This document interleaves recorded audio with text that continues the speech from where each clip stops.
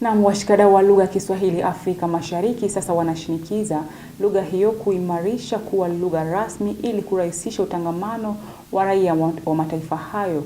Wakizungumza katika kongamano la Chakama mwaka 2026 katika Chuo Kikuu cha Kisii, wameshikilia kuwa ni sharti lugha hiyo iimarishwe zaidi hasa katika sekta za teknolojia na sayansi. Waziri wa Elimu Julius Migos akiahidi kuwa ipo haja ya kubuni sera za kuhakikisha kuwa Kiswahili kinaimarika hata shule.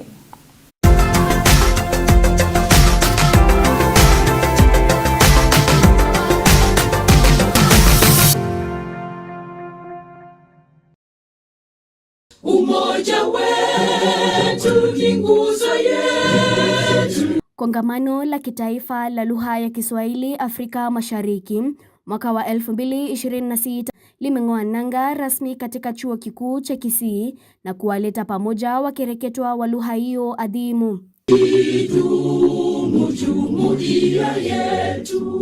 Washikadau wa lugha hii ya Kiswahili akiwemo Waziri wa Elimu Julius Migos wakibaini kuwa ni jukumu la kila mpenzi wa Kiswahili kuhakikisha kuwa lugha hiyo inazidi kuwa sehemu muhimu katika mifumo ya kidijitali katika ukanda wa Afrika ya Mashariki. Lugha ndio ubeba maarifa, uwezesha uvumbuzi na uwafikishaji wananchi katika namna inayorahisisha ushiriki wao katika maendeleo ya taifa. Hivyo basi ni wajibu wetu kuhakikisha kuwa Kiswahili kinaendelea kuwa sehemu muhimu ya mageuzi ya kidijitali yanayoendelea ndani na nje ya ukanda wa Afrika Mashariki. Niseme kwamba ufanisi wa lugha yoyote hupimwa kulingana na uwezo wake wa kutumika katika mawanda ya sayansi na teknolojia. Kwa hivyo basi, unyumbufu wa Kiswahili umeifanya lugha hii kukubali kwa urahisi maendeleo ya kiteknolojia ambayo yamechangia kukua kwake.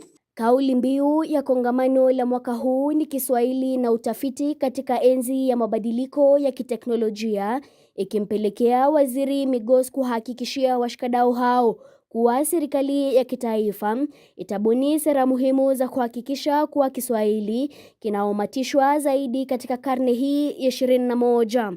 And saying that it is important that we come up with the kind of policies, regulations, and even the legal structure to ensure that we take back the language or the Kiswahili language back to what it should have been as a basis of our development, both in technology, science, research, etc., etc. Aidha, Migos pia ameweka wazi kuwa katika mtaala wa elimu wa CBE kuna mpango wa kurejesha lugha asili za taifa la Kenya, ili kuhakikisha kila Mkenya ana uelewa wa kutosha wa lugha yake ya asili. What you as a government will put in place programs to support what you are doing, and we are working because we are doing the new competency-based education as we speak. We are going to ensure that we take back Kiswahili to its central place in our languages, just like we want to do with our local languages, which you know, when we began, as the commissioner was saying, at that time, we used to be given a disc for speaking in our mother tongue. So we want to be able to take that back so that our people can actually learn. There are some things that even when you talk in English or Swahili, they don't come out. Mary Kialo, makala ya elimu na undogo.